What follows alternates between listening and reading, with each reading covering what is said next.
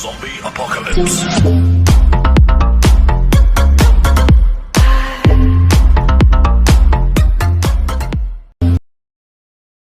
ご視聴ありがとうございます。フォアサバの攻略解説をしているまゆかです。今回は、兵器工場の攻略動画です。この動画を見ると、兵器工場で勝つための立ち回りがわかります。同盟の勝利に貢献したい。個人ポイントを稼ぎまくって MVP を取りたい。という方はぜひ最後までご覧ください。このチャンネルでは効率よく強くなるための攻略、解説動画を投稿しています。他の人と差をつけたい。という方は見逃さないようにチャンネル登録をお願いします。それでは本編へどうぞ。本編の目次です。はじめに、兵器工場の概要、同盟勝利のために大切なこと、個人ポイント稼ぎに大切なこと、注意点、知っておくと有効な小技の順で解説していきます。今まで兵器工場をプレイしてきた中で、どのように動けばいいかわからない方、自分の方が強いはずなのに、最終結果で個人ポイントが負けているという方はいませんか？この動画では、これらの改善に役立つ攻略法を、これから初めて兵器工場をプレイする方にも、わかりやすいようにお伝えしていきます。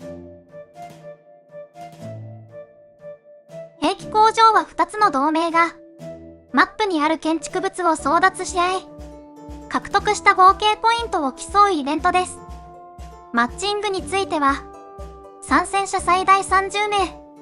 補欠最大10名をエントリーすることができます。補欠も含む、部隊戦力上位25名を基準にマッチングが決まります。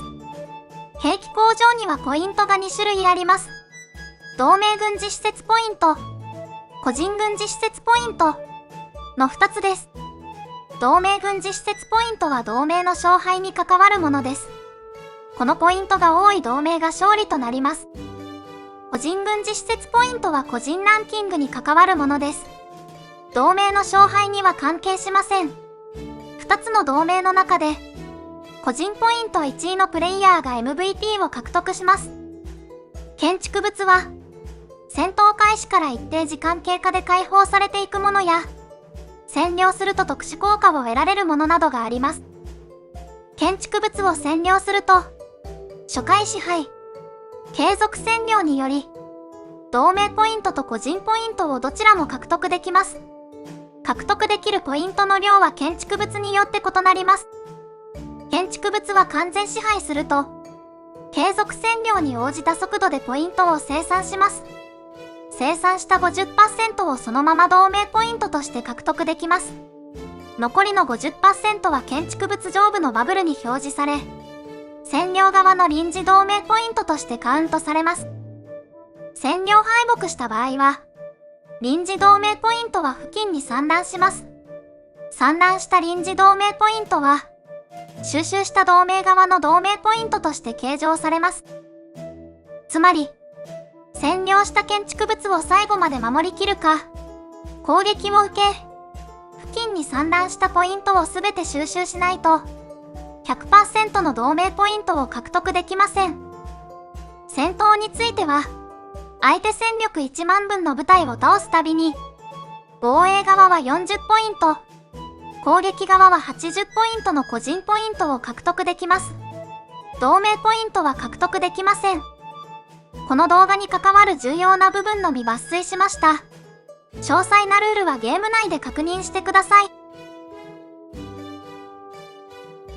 マッチング調整について説明します。マッチングフェーズの段階から勝負は始まっています。自身の同盟が不利であったり、格上とマッチングしないようにエントリーすることも、勝率を上げる上で重要なポイントです。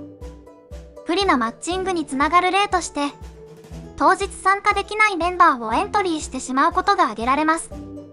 システム上は、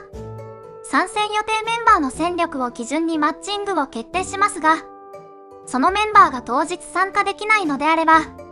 当然ながら実戦力は落ちるわけです。特にこのケースは、部隊戦力が高い人ほど不利になっていきます。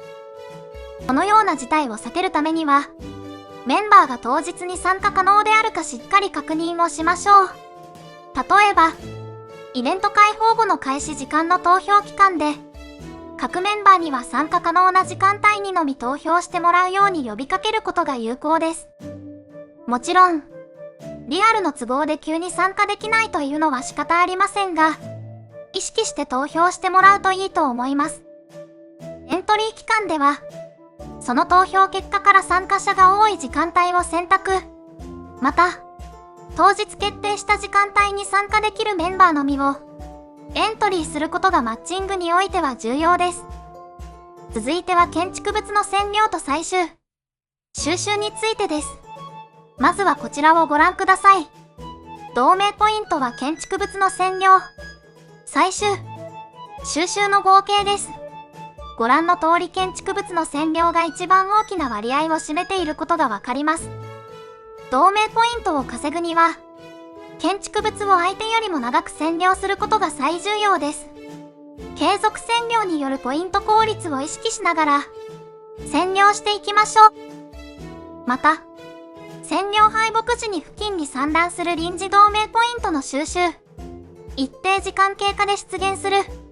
武器工房からの採集によって獲得できるポイントも勝敗に大きく関わります。臨時同盟ポイントは、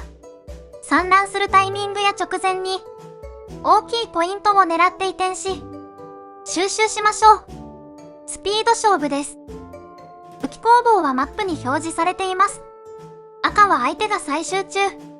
青は味方が採集中です。派遣部隊が余っている場合など、マップも定期的に確認して採集を行いましょう。やるべきことは多くあります。使用可能な行軍は、フルで動かすことがとても重要です。戦闘開始から、序盤、中盤、終盤で、占領する建築物の優先度を決めるのも、有効な手段です。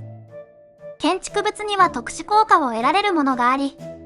特に序盤から中盤にかけては、それらをうまく活用することで戦闘を有利に進めることが可能です。また、中盤から終盤にかけて建築物を多く占領していくと、その分一つの建築物が手薄になり、相手から奪取されやすくなっていきます。臨時同盟ポイントが溜まっていると、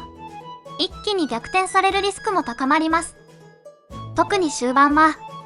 継続占領によるポイントが大きい建築物の防衛に集中するなど、特殊効果の活用と継続占領によるポイント効率を考慮しながら、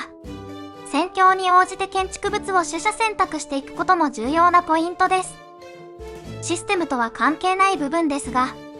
仲間との連携はとても重要で必要不可欠です。連携が取れる同盟と、そうでない同盟とでは、ポイントに圧倒的な差が生まれます。相手から集結されている建築物や、自身が攻撃をしようとしている建築物の座標共有を事前に行うことがとても重要です。この報告ができていないと、味方からの援軍が間に合わず、建築物を奪取されたり、占領敗北時に散乱する臨時同盟ポイントの収集ができず、ポイントのロスにつながっていきます。味方への座標共有、攻撃、援軍を要求するなど、しっかりとコミュニケーションを取ることが勝利への鍵になります。作戦、立ち回りについても、同じ軍団のメンバーと相談して決めてくださいね。個人ポイントを稼ぐ上で大切なことを解説します。まずは集結の発起、参加です。集結を行い相手部隊を倒すことで、個人ポイントをより稼ぐことができます。集結に参加したメンバーにもポイントが入ります。自身では勝てない相手にも、味方の強いメンバーに集結してもらい参加することで、攻撃対象を増やせるのでうまく活用するといいです。防衛では、攻撃よりも獲得できるポイントは少ないですが、相手からたくさん攻撃を受ける、激戦区に駐屯しておくことで、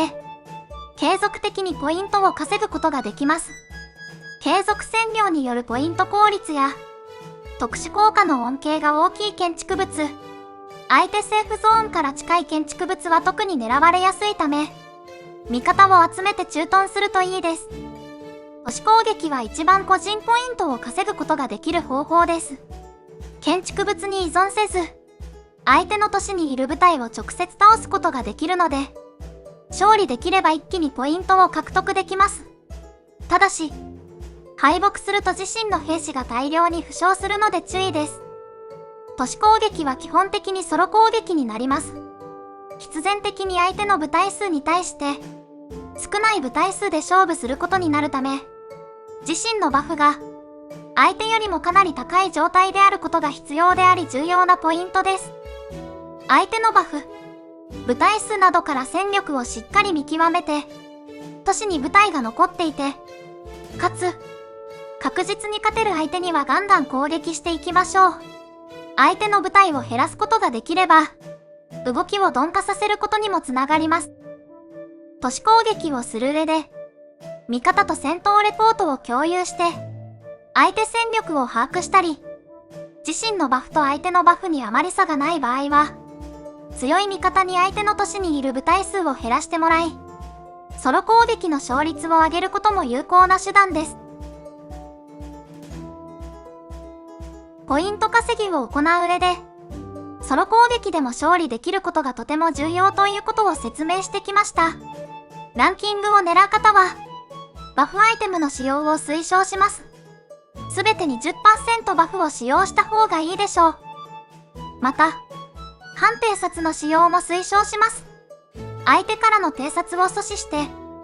自身の戦力を相手にバレないようにしましょう。その他、移転。進軍加速は時間経過で無料でもらうことができます。進軍加速の使用は、遠い場所への集結参加や、相手が逃げる前に攻撃をぶつける手段として有効です。移転については、臨時同盟ポイントの収集に備えて取っておくなどうまく活用しましょう。ペットスキルも忘れずに使用しましょう。使用有無で戦闘の勝率が大きく変わります。戦闘系のペットスキルは必ず全て使用しましょう。架空相手から都市攻撃が来た場合、周囲に自身の部隊を占領させ、都市にいる兵士を空にすることで兵士が負傷するのを回避できます。うまく活用して負傷数を抑えてください。兵士が大量に負傷し、治療加速もなく、継戦不可能になった場合、一度戦場を離脱することで、負傷した兵士を全回復することができます。ただし、離脱すると12分間は戦場には復帰できません。また、戦場チャットも確認できません。同じタイミングで、離脱するメンバーが多くいる場合は、人数不利になるため、仲間に報告した上で使いどころを考えて活用しましょう。都市への援軍はおすすめです。味方の強いメンバーに都市援軍を入れてもらい、相手からの都市攻撃を防衛しましょう。味方の継戦時間を伸ばすことができる上に、個人ポイントも稼ぐことができます。ここで半偵察が重要になります。偵察ができず、総力や妖怪路レベルで戦力を判断し、攻撃してきた相手を、援軍によって返り討ちにできる確率が高まります。相手が、援軍が入っていることを味方に知らせなければ、さらに返り討ちにできるでしょう。援軍下側が移転をすると、援軍部隊が自動で抜けるので注意です。援軍を受けた側が移転した場合は、援軍部隊は抜けません。援軍についてもうまく活用し、相手戦力を削ることや、ポイント稼ぎに役立ててください。今回の動画のまとめです。同盟ポイント、個人ポイントを稼ぐには、どちらも仲間と連携をしながら、明確な役割と作戦で立ち回ることが最重要です。自身がその時にできることを判断し、使用可能な行軍はフルで使用することを意識してください。また、戦況に応じて、建築物の取捨選択をすることも視野に入れるといいでしょう。注意点や小技もうまく活用することで、作戦や立ち回りのバリエーションをさらに増やすことができます。皆さんの同盟で、作戦立案のヒントや立ち回りの参考になれば嬉しいです。今回の動画は以上になります。